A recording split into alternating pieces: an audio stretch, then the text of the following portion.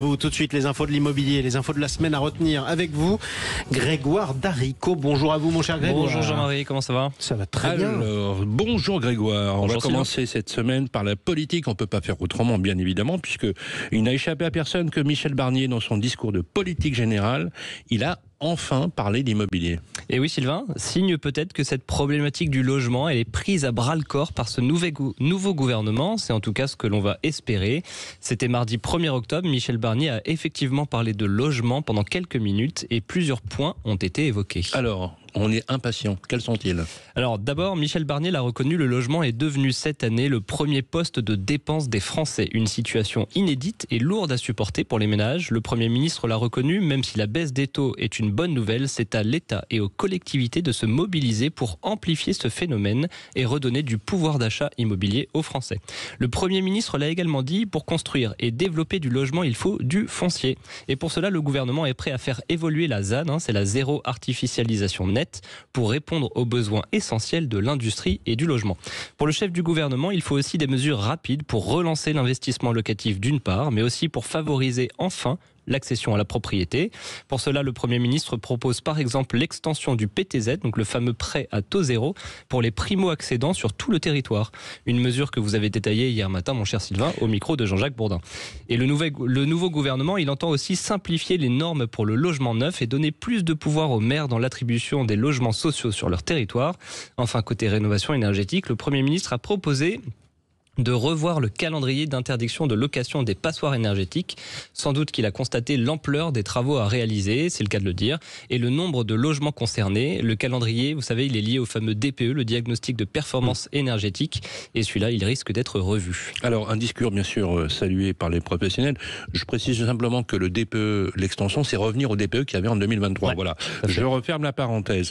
Les professionnels de l'immobilier ont salué justement ce discours avec finalement de bonnes initiatives pour les Français et le logement. Oui Sylvain, déjà parce que le logement était le deuxième des 7 axes d'urgence qui ont été détaillés par le Premier ministre. Donc ça, c'est un signal fort qui a été envoyé. Ensuite, parce que cela démontre une certaine volonté d'agir et franchement, il était temps.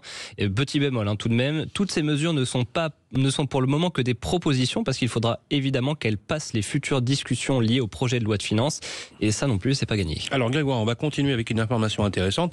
Il devient de plus en plus intéressant d'acheter plutôt que de louer. Ça y est Sylvain, avec la baisse des taux et la baisse des prix, il devient effectivement de plus en plus intéressant d'acheter un bien plutôt que de le louer. Ce n'était pas le cas jusque-là, mais avec toutes ces baisses, les acheteurs bénéficient désormais d'une conjoncture un peu plus favorable. Selon le dernier baromètre de prix Se Loger Meilleurs Agents, la durée à partir de laquelle il était plus intéressant d'acheter que de louer a été quasiment divisée par 2. Si on rentre dans le détail, il faut 6 ans et 1 mois pour un primo-accédant pour rentabiliser son achat en moyenne. À titre de comparaison, il fallait 11 ans et 8 mois pour le même profil il y a 1 an. Ah oui. Alors ce profil, justement, on a pris un primo-accédant avec un apport personnel de 60 000 € qui contracte un prêt sur 25 ans à un taux à 3,80. Cette personne achète un bien de 50 mètres carrés au prix moyen du moment, toutes communes confondues, donc à peu près 3 065 € du mètre carré, mis en rapport avec tout un tas de données économiques comme l'inflation, l'évolution des loyers, etc.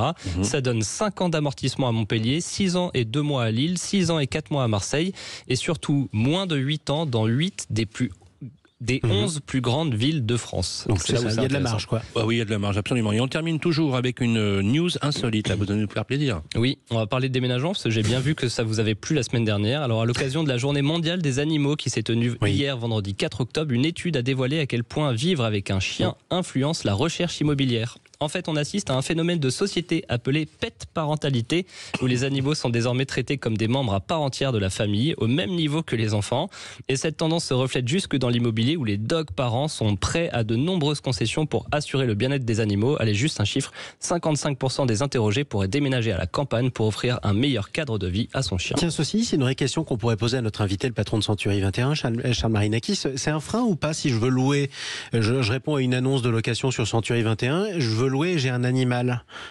Non, pas vraiment. Non, c'est neutre. D'abord, bonjour à tous, c'est neutre. Il y a pas, c'est une question qui n'est pas posée. Donc, mais c'est déjà ça. En tout cas, on aime tous nos animaux. Maintenant, j'entends que c'est un choix décisionnel important dans l'immobilier. On va le rajouter dans nos cases à cocher. En fait, est-ce que vous avez un animal de compagnie ou pas? Ben pourquoi pas, voyez, on fait avancer les choses sur Sud Radio. Justement, c'est votre invité que nous entendions à l'instant, Sylvain Lévy-Valency, le patron de Century 21. On va parler des prix de l'immobilier, de la reprise enfin du marché pour le logement des Français. À tout de suite sur Sud Radio.